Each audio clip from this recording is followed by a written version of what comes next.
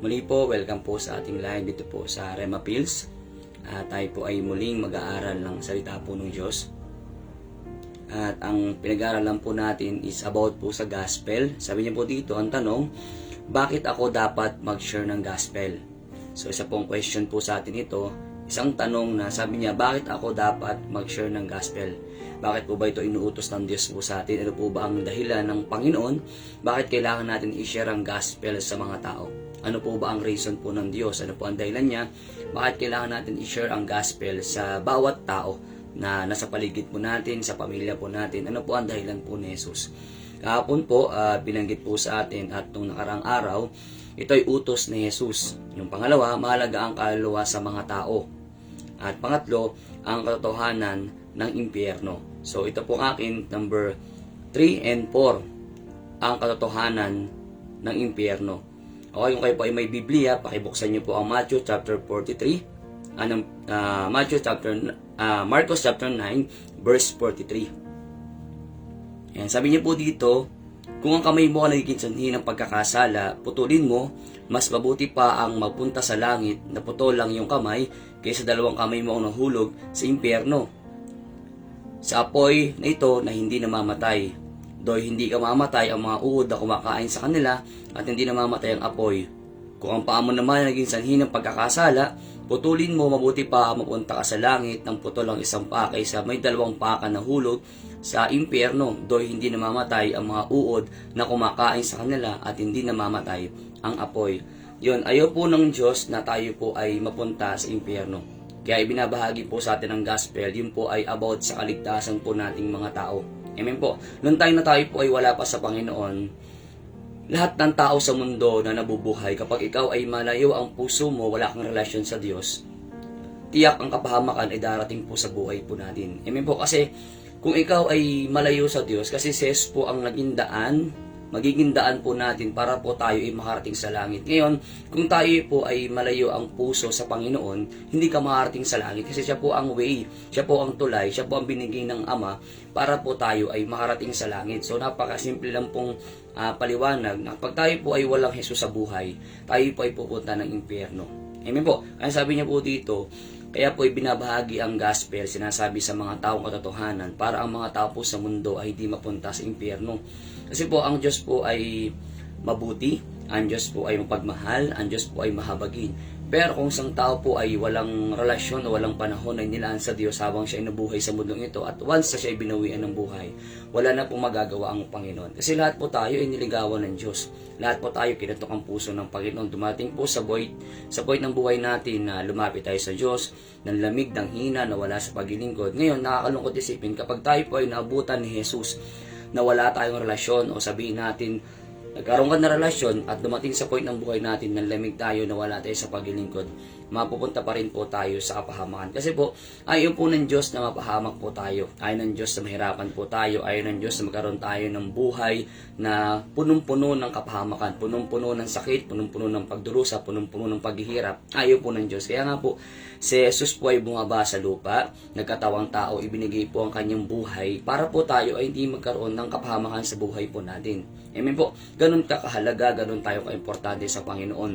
Kasi kung iisipin po natin, maraming sakripisyo ang ginawa po ni Jesus. Binugbog, hinagupit, ipinako siya. Yun ang dahilan kung bakit tayo nagkaroon ng kaligtasan. Yun ang reason kung bakit tayo nakatanggap ng magandang buhay. At ang gusto ng Diyos, hindi lang dito sa mundo, makatanggap tayo ng kaligtasan, makatanggap tayo ng pagpapala, kundi maging sa kabilang buhay. Yan po ang pangarap po ng Diyos, na makasama niya tayo one day. Kapag dumating na po yung time na siya po ay naghahari na, gusto niya, one day makasama niya po tayo. Pero, yan nga ang sinasabi na malino ng Biblia, ang katotohanan sa impyerno. Ngayon, kung tayo po ay malayo ang puso sa Panginoon, malayo ang relasyon natin sa Diyos, hindi po ako sa nandiya-judge kasi nasabihin natin, mahal natin ng Panginoon. Nasabihin natin, gusto natin tayo ay maligtas, magkaroon tayo ng buhay na walang hanggan.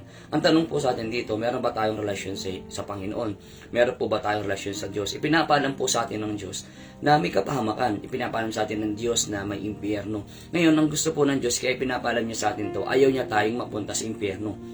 Nagpunta na nga po dun si Jesus kung babasahin po natin ang Biblia, 3 days and 3 nights na nandun po sa impyerno kasi Ayaw niya na tayo po ay mapahamak. Ayaw niya na tayo magdusa. Alam ni Jesus ang pakiramdam na nasa impyerno. Ulitin ko po, nanggaling na po si Jesus doon. Pero hindi naman po siya pinarusahan. Nanggaling siya doon kung paano yung pagdurusa ng mga tao doon, kung paano pinapahirapan yung mga tao na walang relasyon sa Diyos.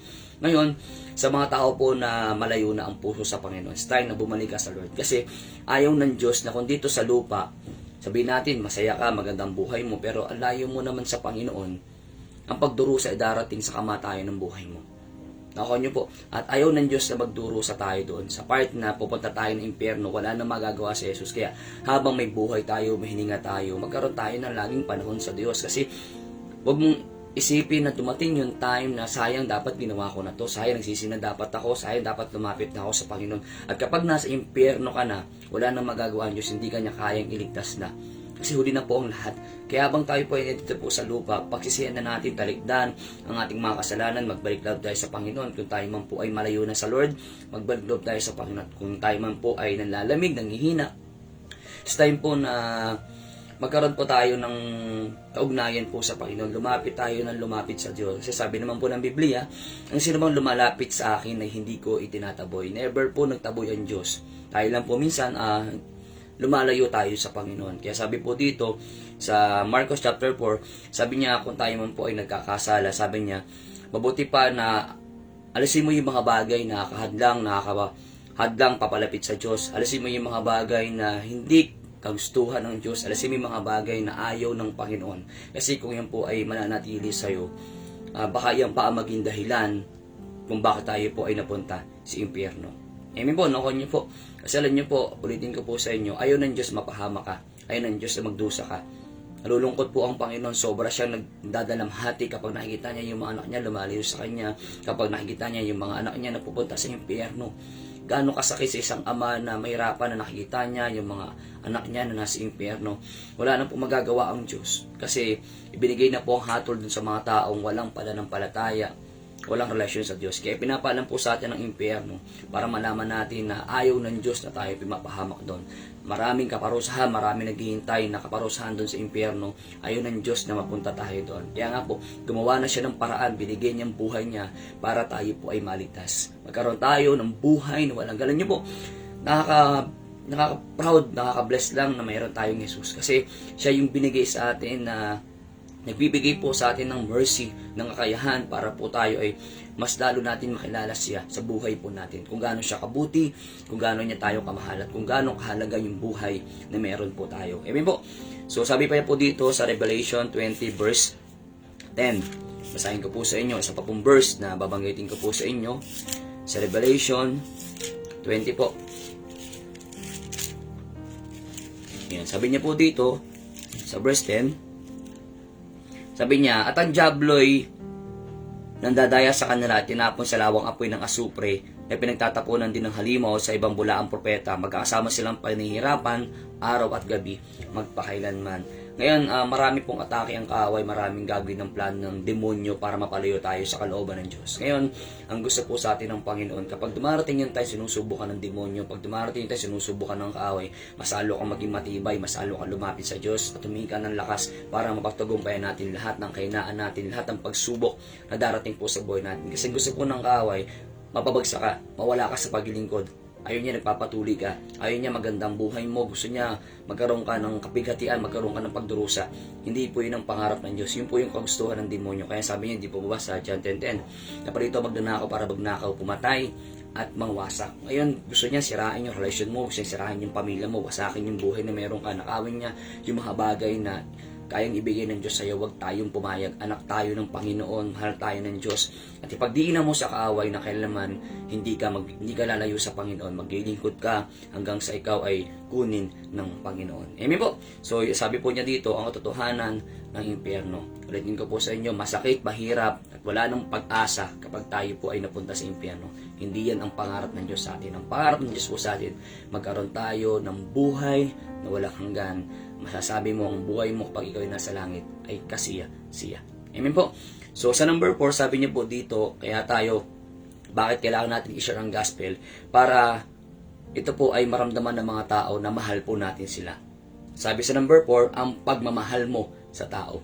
Alam niyo po, alam ko, mahal niyo yung kapatid niyo, mahal niyo yung pamilya niyo, mahal natin dapat yung kaibigan natin, maging yung kaaway po natin, mahalin po natin kasi yan ang good example na pinakita po sa atin ni Jesus. Kung nabasa po natin ng Biblia, marami pong paraan po na pwede niyang saktan ang mga tao na nakita sa kanya, pero ipinakita pa rin po ni Jesus yung grace niya po sa mga tao kasi hanggat mas matimbang po yung pag-ibig, hanggat mas matimbang yung pagmamahal, hindi mo makikita yung mga bagay na masama sa buhay ng isang tao.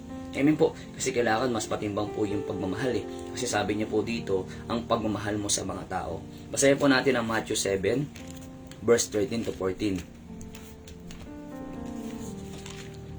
Yan, sabi niya po dito sa Matthew chapter 7, verse 13 to 14, pumasok kayo sa makipat na pintuan sapagkat maluwag ang pintuang mapalad ang daang patungo sa kapamakan at ito ang dinaraan ng marami. Ngunit makipot ang pintuan at makitid ang daang patungo sa buhay at kakunti lamang ang nakakasumpong nito. So, ang sabi po dito, kailangan malaman ng mga tao na may makipot na pintuan at may maluwag na pintuan. Sa maluwag na pintuan, alam natin na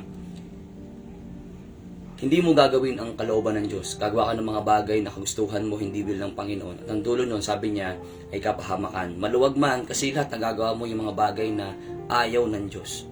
At doon sa makipot na pintuan, marami kang dadaanan, mga test and trials sa buhay mo kapag ikaw ay nakakilala sa Panginoon. Pero sabi niya po doon, ano man yung daanan pagsubok ng buhay na meron ka kapag ikaw ay nakakilala sa Lord.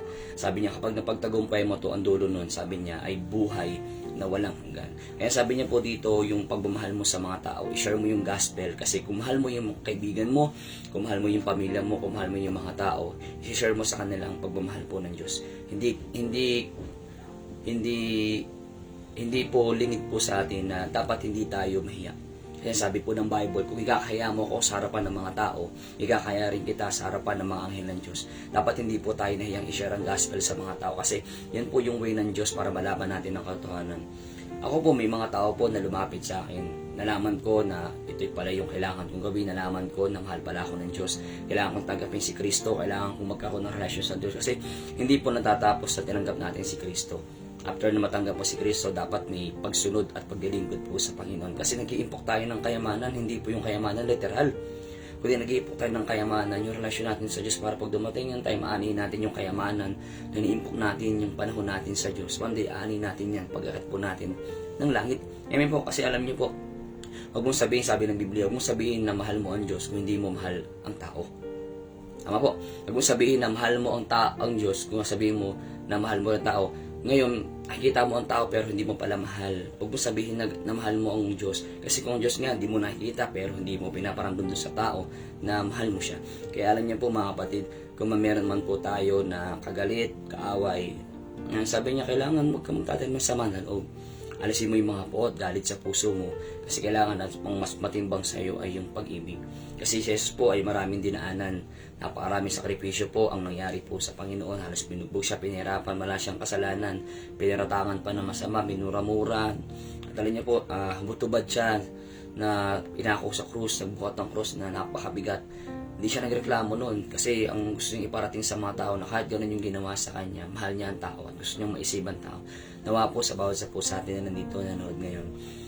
Bukas po ay Christmas. Ang dahilan naman po ng Christmas ay kung paano tayo sinave ng Diyos. Amen po. So sa atin po na nandito po ngayon, iparamdam mo sa Panginoon na mahal mo siya. Kaya sabi ng Biblia sa kay Pedro, Pedro, mahal mo ba ako? Sabi ni Pedro, opo, mahal kita. Laging sagot ni Jesus, pakainin mo, pangalagaan mo ang aking mga tupa. Kasi tayo po, inabotin tayo ng Diyos kasi mahal tayo ng Panginoon. May mga tao nag-share sa atin na naglingkod sila sa Panginoon dahilan doon sa pagmamahal nila sa kaluluwa sa mga tao, ibinahagi po sa atin ng kaligtasan. Sa atin din po na nakatanggap ng kaligtasan, nakatanggap tayo ng buhay na walang hanggan, huwag tayong maging madamot, huwag tayong maging selfish na ibahagi natin sa iba ang kaligtasan na ibinigay po ng Diyos po sa atin. Amen po, kasi alam niyo po, ang sabi ng Biblia, kung di mo ibibigay ang kaligtasan sa kanila, mamamatay sila ng punong kasalanan, pero pananagutan mo sila sa akin. Yun po sabi ng Biblia, kasi ginawa tayong tagapagbantay ng Panginoon. So, kapag ikaw ay naging bantay ng Diyos, kailangan i-share mo ang gospel sa mga tao. Kasi nakakahiya po na sasabihin natin tayo po ay born again, tayo po ay Kristiyano, pero hindi natin kayang i-share ang gospel. So para ikinakaya mo si Kristo sa buhay mo. Ngayon, kapag kinaya mo ang Diyos sa buhay mo, ikinakaya ka rin niya sa langit. Maging proud tayo na tayo ay Christian, maging proud tayo na tayo ng Diyos. Kasi alam niyo po, ang kaligtasan po natin ay kailangan natin ipagmalaki sa mga tao. Sabihin natin, nagtataas tayo ng kamay, nagpe-praise the Lord tayo, nag-hallelujah tayo, huwag natin pong ikahiya. Kasi yan po ang reason kung bakit tayo po ay nagkaroon tayo ng mas magandang buhay, mas magandang pananaw, mas magandang layunin na nakilala po natin ang Diyos. Amen po. Opo, thankful po ako sa mga tao po na nag-share sa akin, na nag-invite sa akin, nag-follow up sa akin, nag-disciple po sa akin. Blessed po ako na sila po ay ginamit ng Diyos. At hanggang ngayon, ako po ay nagpapatuloy. So sa atin po, magkaroon tayo ng bago pumasok ng 2026, magkaroon tayo ng fasting. Ano ba Lord yung plano mo pa sa buhay ko? Ano ba may dapat kong gawin? Ano pa yung ministry ko? Ngayon, ipag-pray po natin. Kasi alam nyo po, this year sa 2025, marami tayong dinaanan din eh. May saya, may lungkot, may pighati, may mga pagsubok. At alam ko po sa pagdating ng 2026, may mas maganda pang gagawin ng Diyos sa buhay po natin. So pray lang tayo. At ano man yung relasyon po natin sa Diyos is ipagpatuloy po natin. Dumating man yung time na lamig ka, balik ka lang. Dumating man yung time nalayo ka na, balik ka lang. Kasi alam niyo po, I pray na huwag tayong tatnan ni Lord na tayo po ay wala sa paglilingkod. Kasi may katay still yung mag-stay ka, ano man yung mangyari, ano man yung pagdaanan mo, ano man yung sitwasyon mo, magpapatuloy ka. Kasi doon may pinapakita na Lord, mahal kita at gusto kong iparamdam sa iyo na mahal kita. Hindi lang para sa akin, kundi para sa ibang tao. Amen po. So, yun lang pong gusto ko pong ma-share po sa inyo.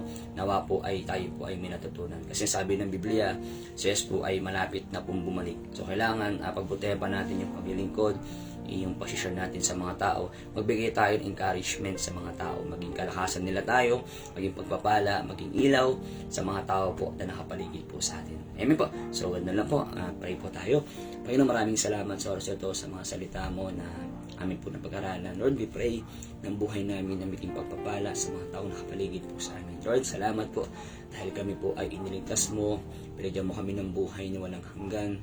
Pinagyan mo kami ng pagkakataon na makilala ka at mapaglingkuran ka namin. Alam namin, Lord, hindi kami worth it na paglingkuran ka. Pero Lord, salamat kasi yung blessing mo, yung biyaya at yung grace mo sa buhay namin ay patuloy namin naranasan. Kaya Lord, we pray na ang buhay namin ito ay maging patotoo sa mga tao po nakapaligid po sa amin. Salamat, Panginoon, sa pagkakataong ito na kami po ay muling nakapag-share sa iyo sa bawat taong nakapaligid po sa amin. Kaya mo, Panginoon, na kami ay magsiling pagpapala sa bawat buhay po nila. Salamat, Panginoon, sa oras na to. Ingatan mo kami. At Lord, maraming salamat po sa kabutihan mo na hindi nagbago. Sa iyong kapurihan, sa pangalan ni Jesus. Amen. So yun po, muli po, magandang hapon po sa inyo. In advance, Merry Christmas po sa inyo pong lahat. God bless po.